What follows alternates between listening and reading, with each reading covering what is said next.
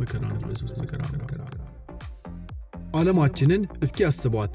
እያንዳንዱ የለበስነው ልብስ በእጅ የሚሰፋ ቢሆን አስበውታል? አንድን ቲሸርት ለመስራት ምን ያህል ጊዜ ሊወስድ እንደሚችል? እንግዲህ አንድ ህልም የፋሽንን ታሪክ እስከ ወዲያኛው ቀየረው። የመጀመሪያው የልብስ ስፌት ማሽን እንደ አውሮፓውያን አቆጣጠር በ1790 ቶማስ ሴንት የመጀመሪያውን የልብስ ስፌት ማሽን ፓተንት አግኝቷል። ጥሩ የሚባል አልነበረም፣ ነገር ግን ለቀጣዩ ግኝት ፈርቀዳጅ ሆኗል። እንደ አውሮፓውያን አቆጣጠር በ1846 ኤልያስ ሃዊ ሁሉንም የሚቀይር ህልም አየ። ወደ ትልቁ ግኝት የሚመራው ህልም። ኤልያስ ሃዊ ካኒባሎች እያሳደዱ ሲያጠቁት በህልሙ አየ። አንድ ያስተዋለው ነገር አሳዳጆቹ በያዙት ጦር ጫፍ ላይ እንደ አይን የሚመስል ቀዳዳ ነበረው። ይህ ለልብስ ስፌት ማሽን መርፌ ሐሳብ ሰጠው። አይዛክ ሲንጀር እና ግኝቱ። ብዙም ሳይቆይ አይዛክ ሲንጀር የኤልያስ ሃዊን ዲዛይን የእግር ፔዳል በመጨመር አሻሻለ። ይህም የልብስ ስፌት ማሽን ፈጣን አደረገው። የሲንጀር ማሽን በገበያው ላይ እጅግ ውጤታማ ሆነ። ልብሶች የሚሰሩበትን መንገድ እስከ ወዲያኛው ቀየረ። የልብስ ስፌት ፋብሪካዎች።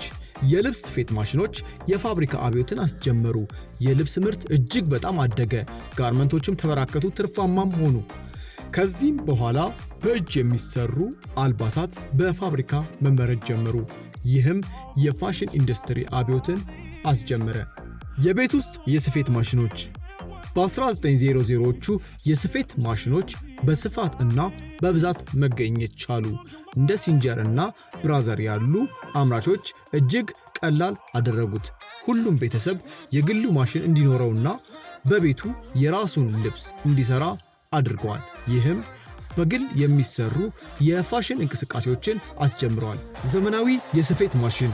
ዛሬ ላይ የስፌት ማሽኖች ከመሰረታዊ የስፌት አገልግሎታቸው በተጨማሪ ኮምፒውተራይዝድ እና አውቶማቲክ አገልግሎት ተገጥሞላቸው የተለያዩ ዲዛይኖችና ስፌቶችን በከፍተኛ የጥራት ደረጃ ማምረት ችለዋል። ይህ ግኝት የፋሽን ዲዛይን እጅግ ከፍ አድርጎታል። የልብስ ስፌት ማሽን በፋሽን ኢንዱስትሪ። የፋሽን ዲዛይነሮች ዛሬ ሃይቴክ የስፌት ማሽኖችን በመጠቀም የፈጠራ ችሎታቸውና ሐሳባቸውን እውን በማድረግ እና ሕይወት በመስጠት የዕለት ተዕለት አልባሳትን እጅግ ማራኪና ውብ ዲዛይኖች በማምረት ትልቅ ስማቸውን አኑረዋል።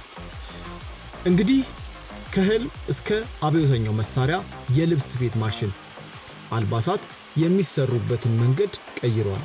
እርሶስ ምን አይነት አልባሳትን ይወዳሉ? በኮሜንት ያሳውቁ።